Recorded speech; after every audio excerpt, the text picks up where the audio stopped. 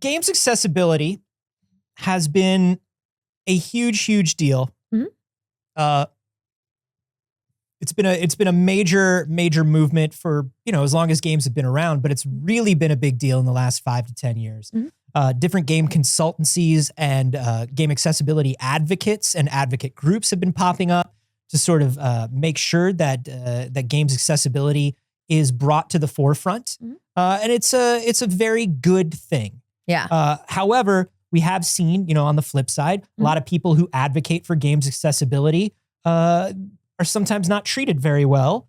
On the internet, he said very, very calmly and understating the whole thing. But that being said, this new thing is very, very strange, and it doesn't go the way you think it's going to go. So this is a complicated story without necessarily a conclusion that requires a lot of nuance. But essentially, coming into question right now is a prominent accessibility advocate that allegedly passed away in 2019 and is now suspected to have actually never existed.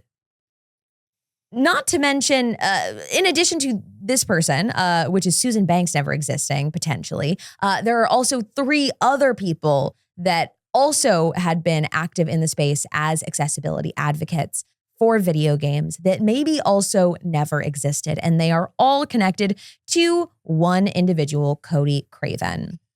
Cody Craven is a online person that mostly has been known for dating successful accessibility advocates, which is questionable in nature in itself. But Susan Banks was so prominent, especially through 2018 into 2019, that actually an award was named the Susan Banks Award and given away for accessibility in games. Yep. There was somebody online who had spoken from the perspective of saying that they were a deaf person of color, and I believe at some point also double amputee that advocated for accessibility in games from a personal perspective. They called themselves, according to their bio, deaf, Muslim, queer, disabled gamer nerd. Yes. And they made a lot of, and this is where we get into some interesting things. They wrote a lot of pieces that were pretty influential to the point where large game studios did take notice of their accessibility requests, saying that as a person who's been disabled their entire life, getting into video games was the first time that they felt truly limited by their disability and that they wanted to advocate for better things in it. They started creating it started online as a Twitter account and eventually a online blog website called Can I Play That was reviewing games based on their accessibility features and who would be able to play these games. And inherently, this tool was not a bad thing, right? Yeah. These were legitimate accessibility reviews. They were not unfounded from what people have been kind of digging into here in the way that they were describing their accessibility features. No, can I play that? That was normally a pretty solid site for letting you know what sort of accessibility features and issues you needed to worry about if you were going to play specific games. Right. It was a pretty big deal. It was, and it continued after her supposed passing in 2019. There was an award given at the Game Accessibility Conference a few years in a row that was initially called the Susan Banks Award, that was later changed to, I think it was just it says in here something like the Accessibility Award or something, of something of that sort. They changed it to something more generic. But that was when specifically Cody Craven, who was Susan Banks' partner up until their supposed passing, requested that they said they were getting too much heat for it. And essentially what happened is after this award, people started actually looking into Susan Banks and realizing that nobody had ever actually spoken directly to Susan Banks. Mm-hmm. Now, some people who had dealt with Susan, including Steven Spahn, who's the chief operations officer over at Able Gamers, and has been a wonderful force within the industry for disabled gamers, said that was not a red flag to me because a lot of the people that I deal with that are deaf, a lot of the friends that I deal with or business associates that I deal with, don't want to jump on a Zoom or a video call. Right. And be reliant on captions that are sometimes inaccurate or unreliable. It does make sense. So if all of the emails ever, or like all of the communication that's ever been had with Susan Banks, who was a deaf and hard of hearing advocate online, were done over email, that makes sense. Yeah. Right? So nobody would question that naturally, that they prefer to communicate over email. Yeah, everybody was like, I've emailed and texted with her a lot, because that's how a lot of my friends who can't hear want to communicate. Right. So Susan Banks first popped up on Twitter under the name One Odd Gamer Girl initially. And as you said, their Twitter said deaf, Muslim, queer, disabled gamer nerd, and that they were reviewing games based on those perspectives. They also said that they talked about living with mental health related disabilities like schizophrenia. They talked about their experience with racism. They talked about their experiences in queer relationships. They shared a lot of personal perspectives from these identities. Now, one thing that was sort of interesting, though, like now that people are looking back, is the number of things that Susan said that she had done in her life, all before like the age of 30. Yes.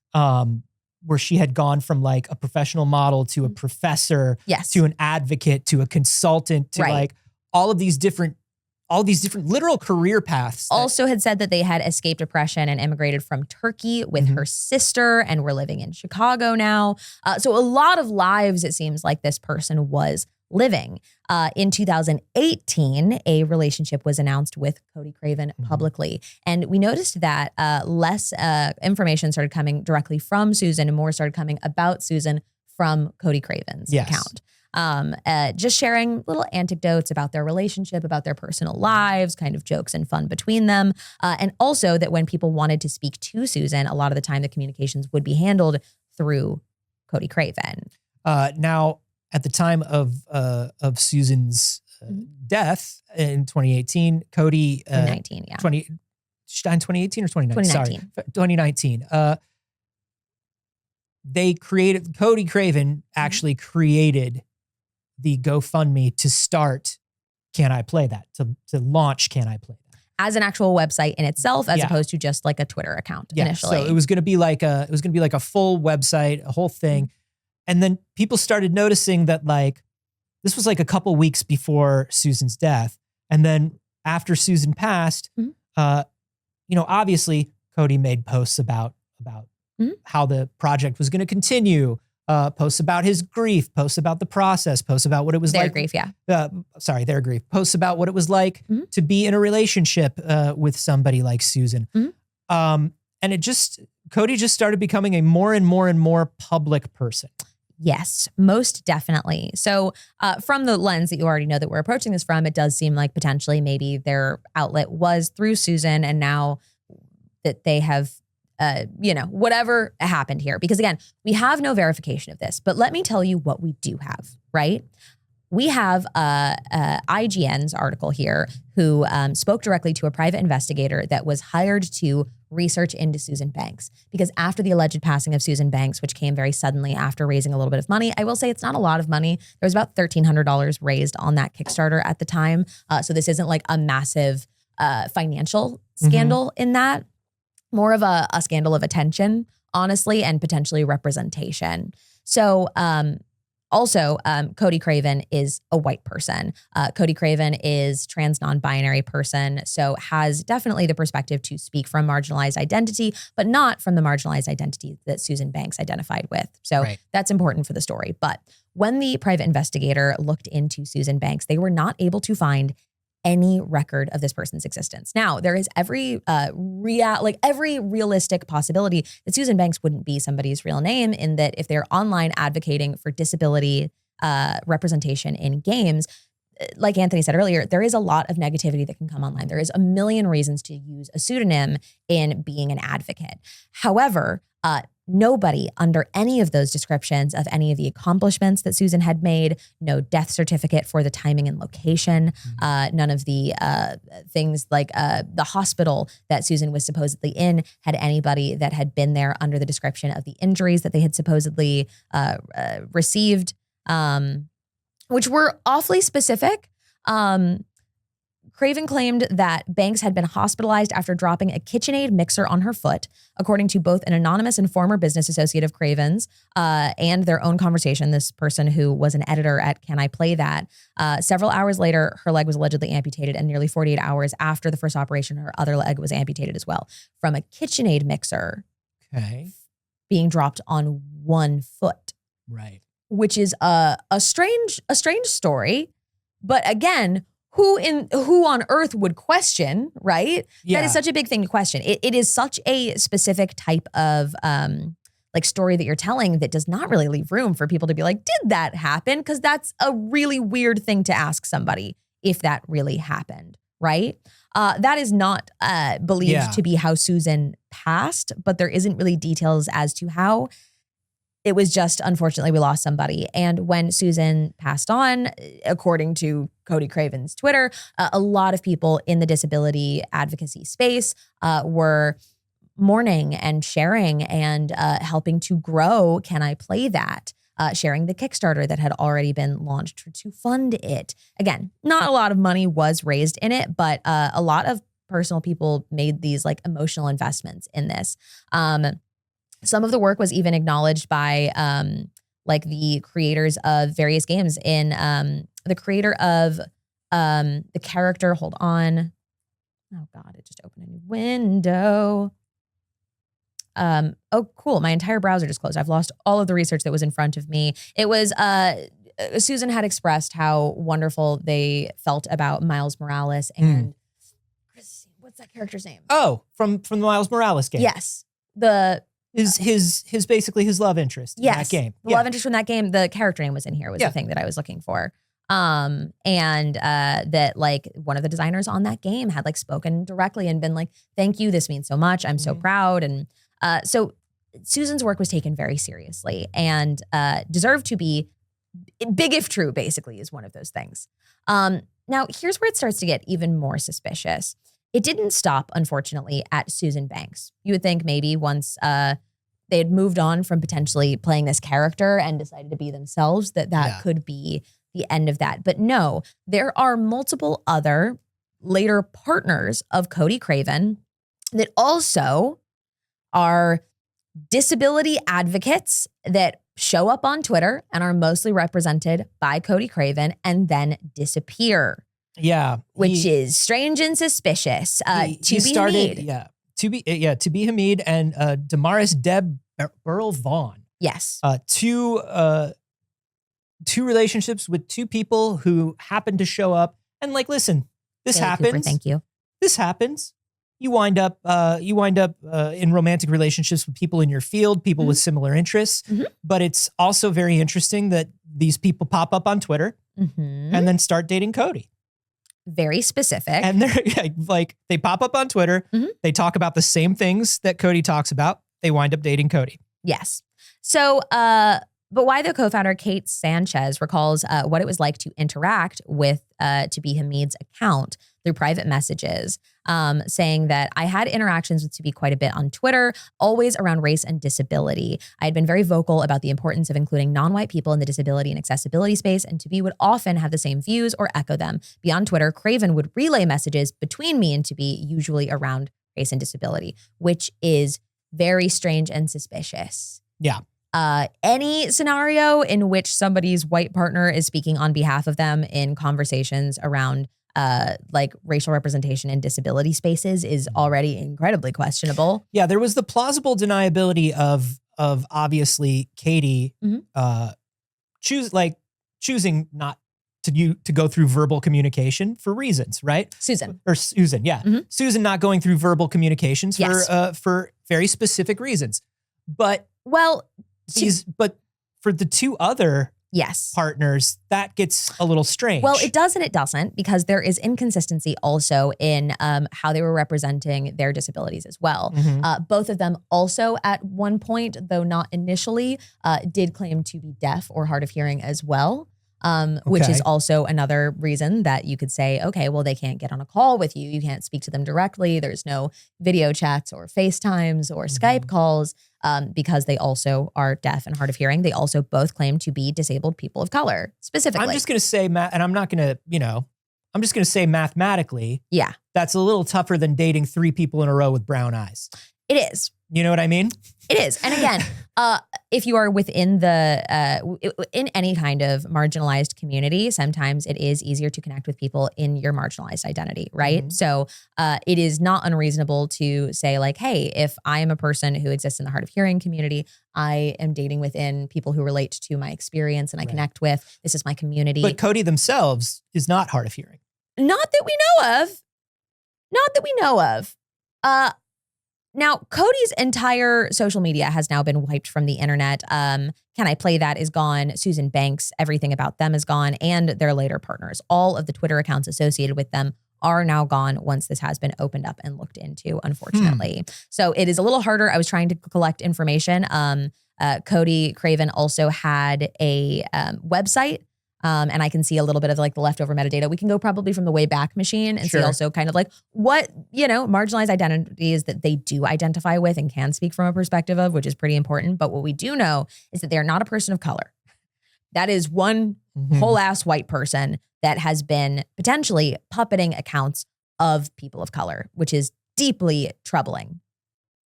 Deb Vaughn specifically didn't come up on Twitter, decided to take a different approach to this, and was a moderator and Discord user specifically for the Can I Play That Discord, and was said to be instrumental to running and operating Can I Play That. Specifically also saying that they are wanting to lend perspective as a deaf and Black person in games. Okay. They don't do social media. The only time that we ever heard of them on social media was on Craven's accounts. But something suspicious was in a text thread, like Cody Craven would occasionally show screenshots of their conversations with Deb over text. The photo that was their contact photo for Deb was a stock image. I was going to say, I'm looking at these 2 images. I have one of them up on my screen here, and I think, Saige, you have the other one up. Yeah. I'm looking at this image of Deb. Mm-hmm. And I'm like, if that's not AI, that's a stock image. So it was found to be a stock photo? Yeah. No, but just looking at it. Yeah, you can tell immediately. I'm looking at it and I'm like, if that's not AI, then that's a stock photo. Now, this one right here, which was on Deb's Discord account, definitely does give a little bit of AI generated. Now, it's one of those things you where... You never know, but I agree. If that's somebody who is just getting into games accessibility. Like that's Deb's introduction announcement, introduction message on the Discord in 2023. You might not use your real photo. You might not use your real photo, but it is your partner's It is something that looks like the photos of you in real life. So if you're trying to hide your identity, you aren't doing a good job. You aren't hiding your identity with an image of somebody who looks just like you. And that Discord image looks very AI to me. Oh yeah.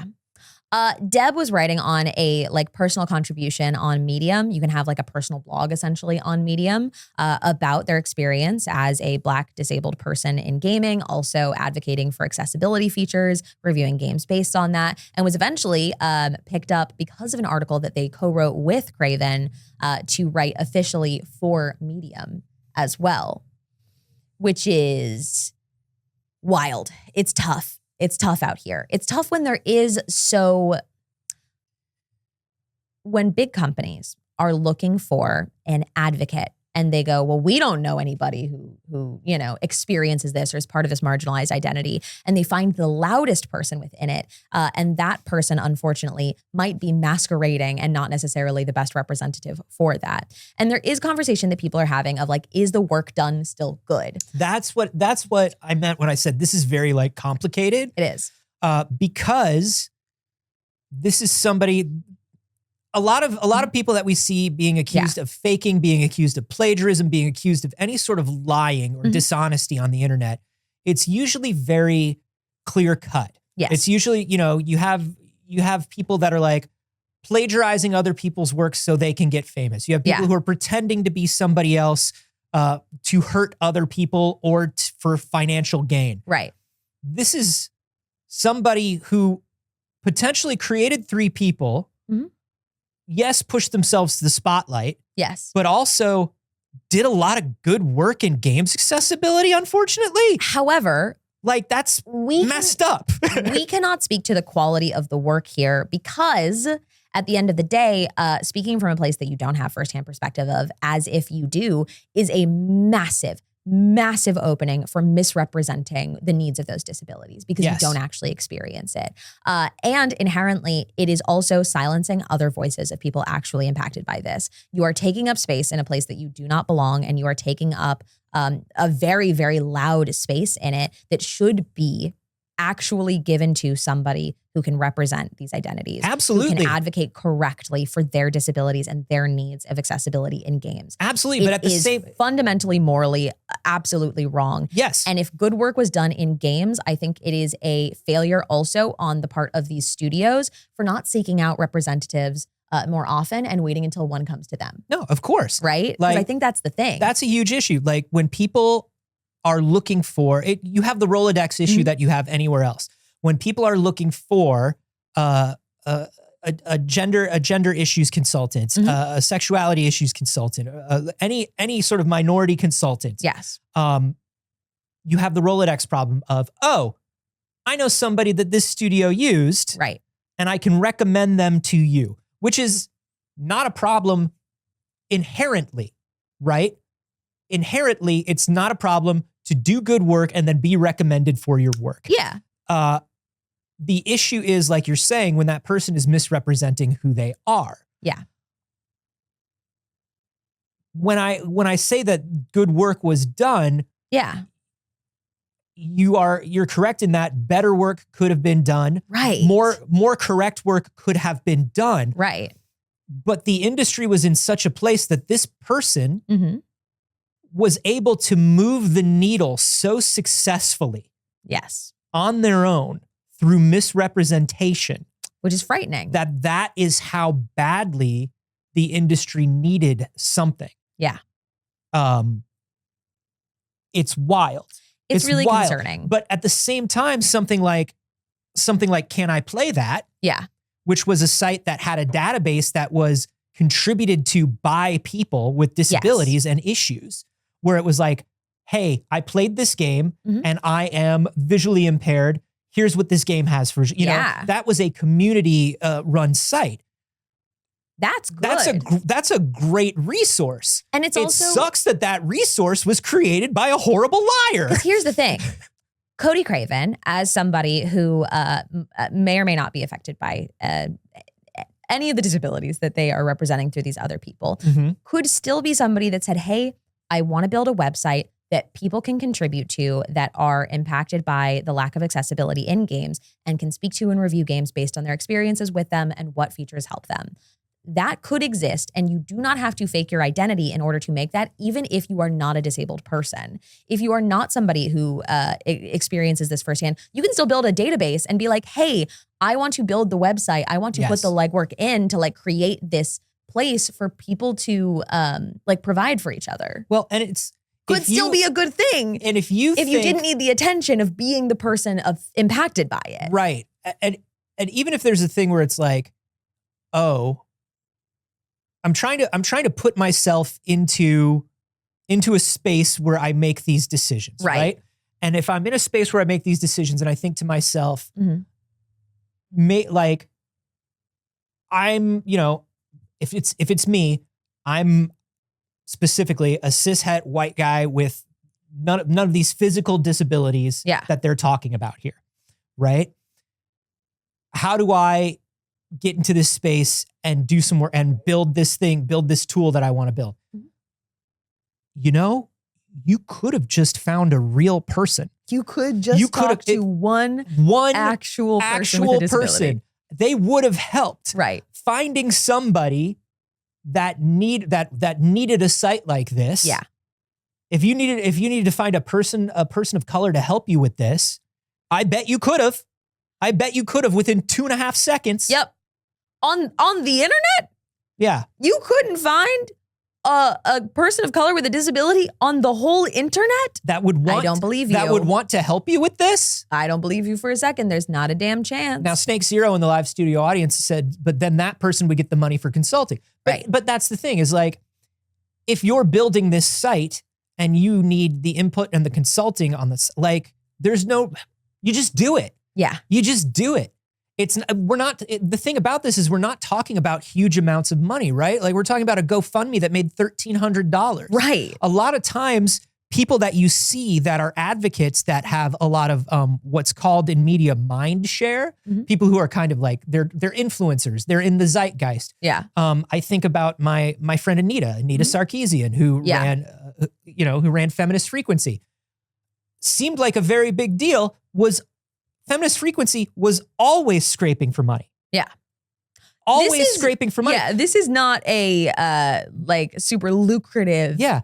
Activism business. is not where you make money. Right. You don't make money being an activist. Yeah. If you go into activism thinking you're going to grift people out of money, you will find that there is precious little money to be made in helping people, especially in helping marginalized people. Right. So, hey, if you're gonna be a con artist, that's the wrong con. Yes. That's the wrong con. And I can't imagine putting years of your life into that con. Yeah. What do you get? I really do have to wonder. I don't understand what it is in a person that would make them do such a thing and keep that going for so long and keep creating these characters. It is very interesting because it feels like, if you ever watched like the show Catfish, there is like a thing within people that I recognize here, but also the separate thing of, I think I'm a good person for what I'm doing though, right? Which is not usually something the Catfish has. But I'm doing something. So using the Wayback Machine to look at Cody Craven's website, and I'm trying not to show a lot of it because I'm using the Wayback Machine, this is before their transition. So I want to make sure that I am not showing images in their name by using the Wayback Machine, like that just feels messed up to me. Yeah. So on their website here, though, I do see that they list, in 2014, I co-founded a deaf accessibility video game review site. 4 years later, we created Can I Play That? 6 years of rating and reviewing video games, being a part of the Ally community has allowed accessibility and whatever. So they created Ally and it was A11Y, which to me does also say, I am not a person impacted by accessibility in games, but I am an ally to people with disabilities. That feels pretty straightforward in saying that. But I mean, and that's the thing is, if you wanted to be straightforward about that, you can be an ally. If you wanted to create an organization that allied itself with people with disability, you can make your life's work being an ally for people with disabilities. There is nothing wrong with that. You just can't make up people with disabilities to be the face of it. Yeah. Also, Brit JK does point out a very, it feels obvious thing. A11Y in the way that would really not work in like a screen reader or text to speech. Yeah, that's not going to do That would actually be pretty unfortunate for people impacted by many disabilities. That would actually be a pretty silly fucking choice of what to name it if you were thinking about it. A11Y is a short form for accessibility. It's 11 letters. But yeah, I would think that maybe you could find a way to write it that would be more accessible for screen readers and reading the word ally. Yeah. And then also if you're going to create an organization, don't co-opt a term that already exists. Yeah. For your organization. Yeah. Interesting. So all of this is to say, by the end of this article, they were not able to find a single piece of evidence that any of these other people, Deb to be, existed. They said that Deb said that they were a licensed therapist specializing in PTSD and trauma. Don't do which that. is also a very bold thing to say because then you say you are speaking from the perspective of an expert, of a licensed therapist. And that can get you into trouble if you were giving people even the smallest bits of advice that went wrong. And they sure were giving advice in this Discord server, speaking about their experiences with racism. And that's the other thing too, is it's not just like, hey, I'm going to be out here and I'm going to be advocating for representation. I'm going to be out here advocating for accessibility. They're also speaking from a personal place about their experiences and their trauma from experiencing racism and ableism. Which means they are either stealing those stories from people who have truly lived them and representing them as their own, or making up these stories out of whole cloth based on stories they've heard from other people. It's a mess. This whole thing is a mess. So the private investigator did look into it and could not find anybody with that name or description or practice in the location that they had said. If all those people, if every single one of their socials is scrubbed, I think that tells us what we need to know. They also, there was so many things. It was such a like weird long con, bordering on a Munchausen's by proxy with these Twitter accounts because both To Be and Deb and Susan all at some point developed like life-threatening illnesses as well.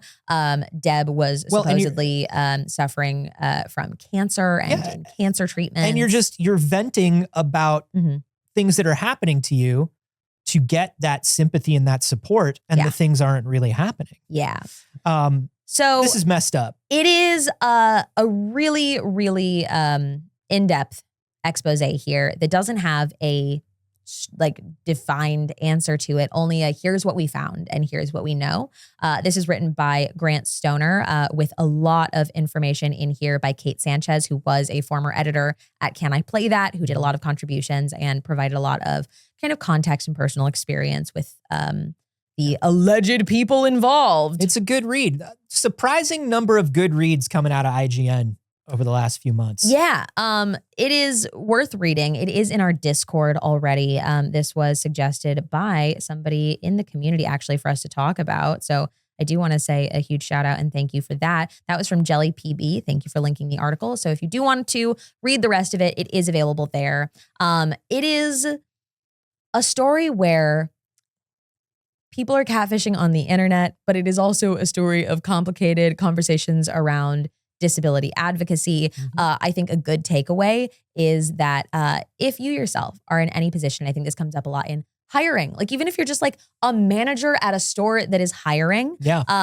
viewing DEI not as a checkbox, but as like an active, it is an active participation that you have to have every single day. It isn't, oh no, now I need to know a Black disabled person. It is about being somebody who is active and is listening and is not waiting for somebody who, to come and seek you out. Because when we only make space for the very loudest and most prominent of people in marginalized identities, we're really not representing accurately that marginalized identity in any way. So I think it's important to talk about. Yeah, for sure. And I think that thing of like, oh no, now I have to know somebody who is, there's a level of like uncomfortability that people have for some reason with dealing with the unknown or reaching out to a community rather than just having somebody they know on hand. That I think is like, it's completely unfounded and misplaced. Like there's nothing like, it's something that I think people worry about that they do not have to worry about. There are people out there that will fit whatever you need, whatever you want to find. And that can go in a lot of ways. It can be about who you follow online to make sure that like you are getting an actually diverse perspective in your feeds from people that have different experiences in the world. It can be about hiring. It can be about who you watch and what you do. But I don't know. I think that's it.